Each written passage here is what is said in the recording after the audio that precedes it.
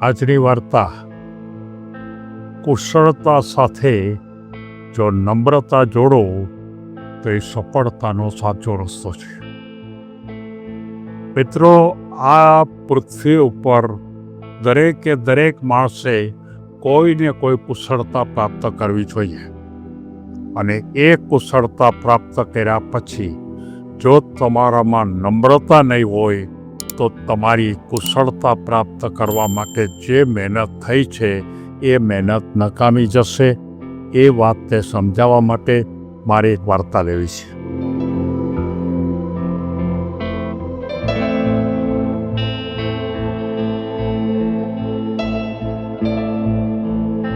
જિંદગીમાં કુશળતા એક બહુ મોટી શક્તિ છે, પણ મોટા ભાગના કિસ્સામાં જ્યારે માણસ કોઈને કોઈ ક્ષેત્રમાં કુશળ બને છે ત્યારે એનામાં અહંકાર અથવા તો અહમનોય એક નેગેટિવ વૃત્તિ ડેવલપ થાય છે.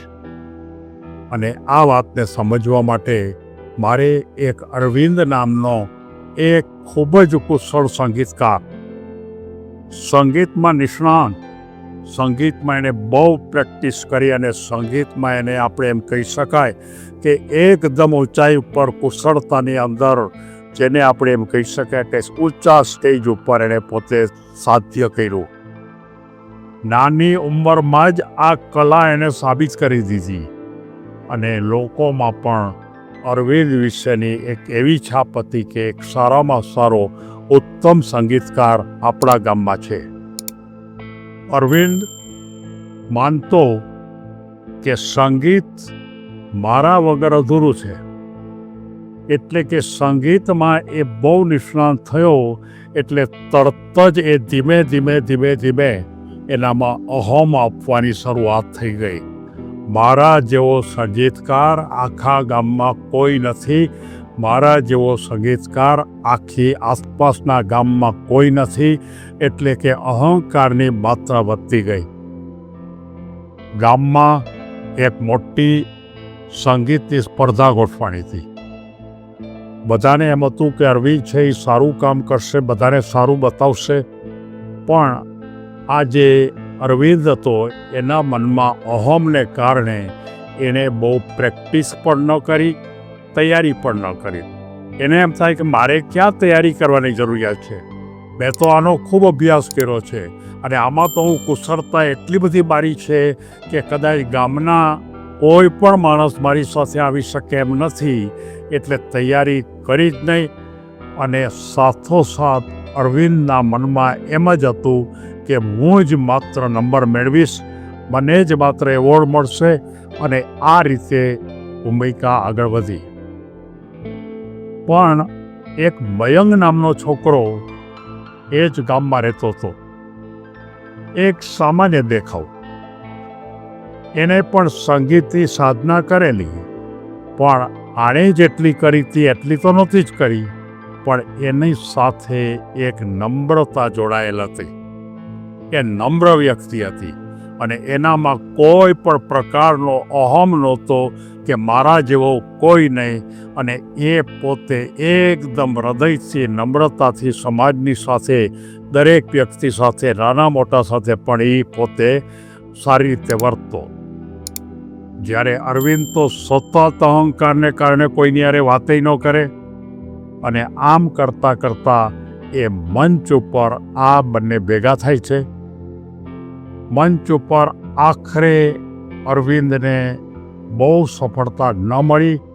મયંક છે એ પોતે એકદમ નમ્રતાથી બધાની સાથે વાત કરતો હતો, અને એને જ કારણે એનો પોતાનો નંબર એ અરવિંદ કરતાં વધારે ઊંચો આવ્યો, અને આખી ભૂમિકામાં કુશળતા જે હતી અરવિંદની, એના કરતાં પણ મયંકની કુશળતા વધારે ખીલી ઉઠી. મિત્રો, યાદ રાખો કે તમે કોઈ પણ ક્ષેત્રમાં કુશળ હો.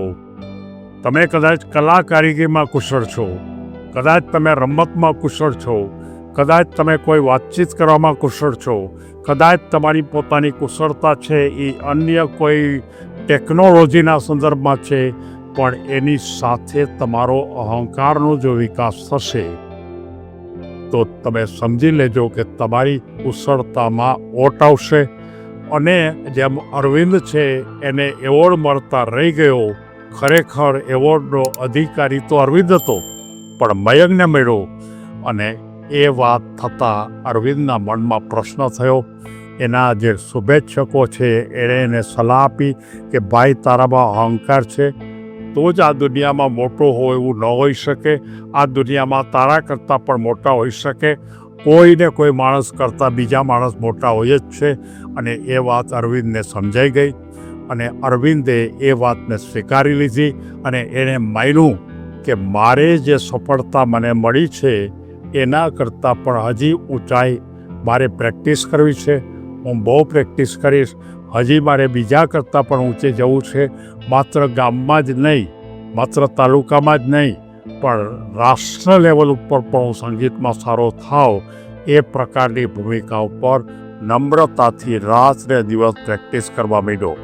અને નમ્રતાની ઊંચાઈ એટલી બધી વધી ગઈ કે આ જે યુવાન અરવિંદ એને રાષ્ટ્ર લેવલ ઉપર સફળતા પડી. આખી ભૂમિકાનો કન્સેપ્ટ દરેક યુવાનને મારે સમજાવવો છે કે મિત્રો, તમે કુશળતા પ્રાપ્ત કરો. આ દુનિયામાં કોઈ પણ માણસ છે એની પાસે જો કુશળતા નહીં હોય તો આ દુનિયામાં ટકી નહીં શકે. તમે કોઈને કોઈ નાની કુશળતા પણ પ્રાપ્ત કરો અને એ કુશળતા છે એ તમને ટોચ ઉપર લઈ જશે. પણ એની સાથે તમારી પોતાની જે નમ્રતા, વિચારોમાં નમ્રતા, વર્તનમાં નમ્રતા અને કાર્યમાં પણ નમ્રતા. જો તમારે વિચારોમાં અહમ, કાર્યમાં પણ અહમ અને વાતચીતમાં પણ જો અહમ આવશે તો તમારી જે કુશળતા છે એ કુશળતા ગમે તે ક્ષેત્રમાં હશે તો પણ તમે ખેંચાઈ જશો. સૌ યુવાનોને મારે એક જ સલાહ આપવી છે કે તમે ઓછામાં ઓછી 1 કે 2 વિભાગમાં કુશળતા પ્રાપ્ત કરો. એની પાછળ લાગી પડો. બધામાં કુશળ થવાની જરૂરિયાત નથી. કોઈ સંગીતકાર પણ હોય ને સારો ક્રિકેટર પણ હોય, સારો ક્રિકેટર પણ હોય અને સારો નાટ્યકાર પણ હોય, બધું શક્ય નથી. કોઈ 1 કે 2માં કુશળતાની ઊંચાઈ પ્રાપ્ત કરો અને સાથોસાથ તમારા સ્વભાવ વર્તનમાં નમ્રતાની ભૂમિકા આપો.